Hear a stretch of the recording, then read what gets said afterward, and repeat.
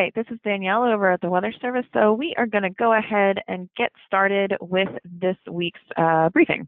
We're going to focus pretty much entirely on this weekend's weather outside of Saturday and Sunday. No weather threats are expected. Maybe some patchy fog tonight, but it doesn't look to be too impactful.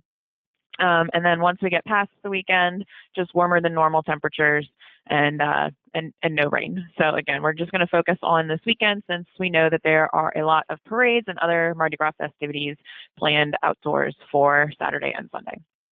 So jumping right in, greatest concern is going to be the potential for thunderstorms and gusty winds Saturday evening through Sunday morning, and that's possibly going to affect some parade activities and other outdoor events, and we'll talk more about the timing in detail in the next several slides.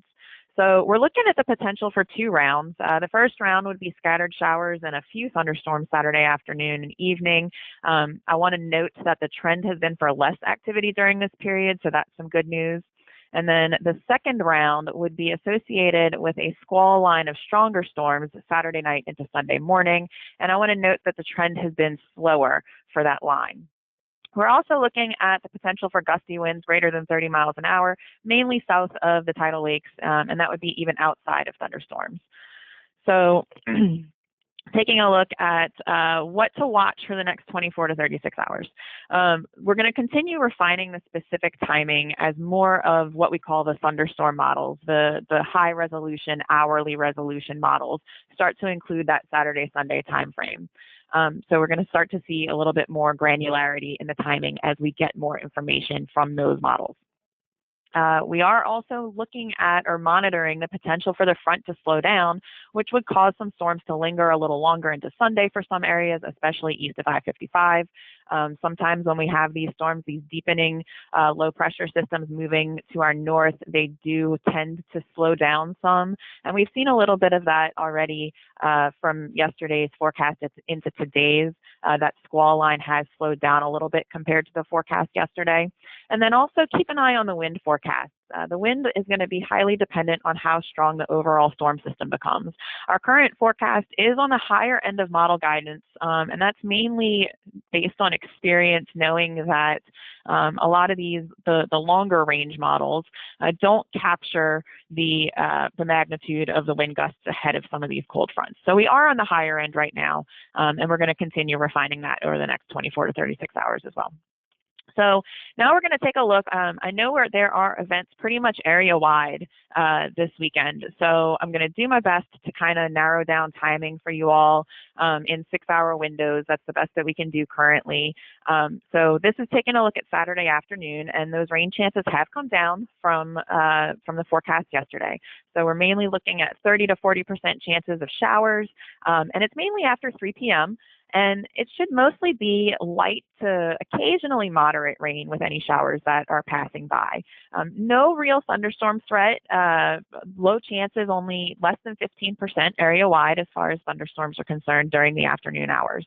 And we should be below 30 miles per hour on all of our gusts during the afternoon as well. As we move into the evening, that's when things start to get just a little bit trickier. So you've got your rain chances on the left. You can see those have come up compared to the afternoon. But again, the good news is really the thunderstorm threat remains pretty low even through the evening hours, only about less than a 15% chance for everywhere outside of that circled area. And that circled area, the most that's where thunderstorms would be most likely during that 6 to midnight time frame. And it's mainly after 9 p.m. So that's actually associated with if the front or if the squall line starts to get in towards the end of that time frame. So again, it should mainly be lighter to occasionally moderate showers passing through during that 6 to midnight time frame.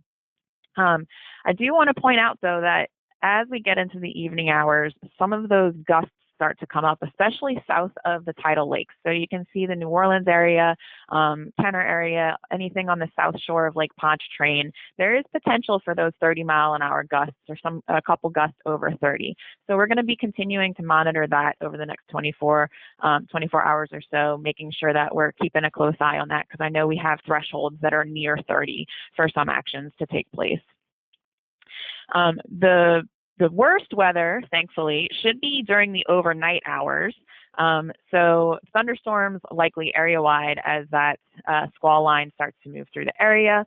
A few strong to severe storms are going to be possible with that line. The current threat level is what we call marginal, so it's a level 1 of 5. And if any storms do become severe, the damaging wind gusts would be the main threat.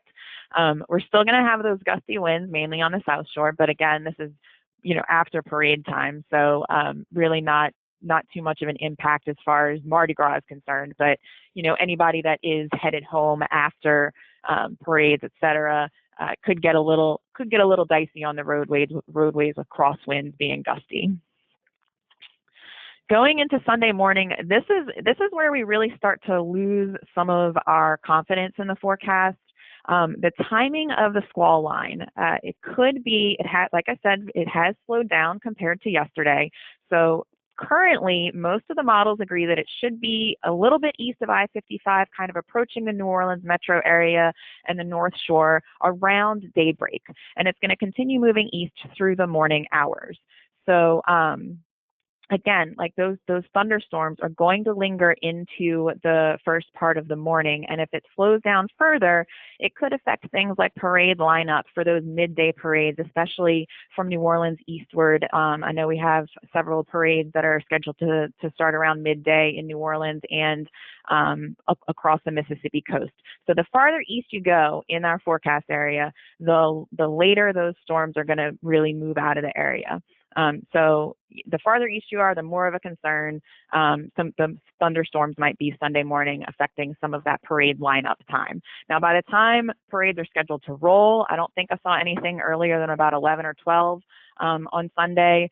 So most of the storms should be completely out of our forecast area by then, and it should be mainly showers at that point.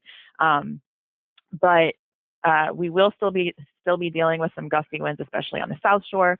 So again, just keeping an eye on that, mainly for the lineup purposes. And then moving into the afternoon, like I said, the line should be out of the area by midday, but there could still be some showers lingering into the afternoon. A few thunderstorms possible, but the chances are 20% or less. So it's a pretty low chance of any thunderstorms Sunday afternoon. And then as we get into the afternoon, those wind gusts should start coming down across most areas. So we'll be keeping an eye on that. And again, primarily monitoring potential for that front to slow down, which would cause storms to linger farther west and later in the day. So the key takeaways.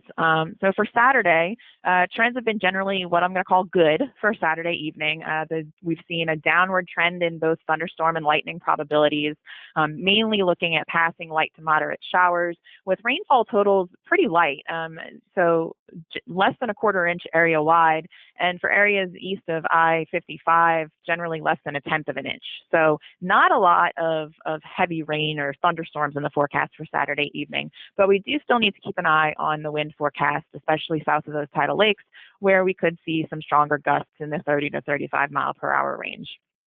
As we get into Sunday, I'm not going to say the trend has been bad, but it's definitely not been good for Sunday morning during parade lineup times, especially east of I-55, where the main squall line isn't forecast to get to that area until around daybreak, and so it'll just continue moving eastward after that through at least the first part of the morning hours.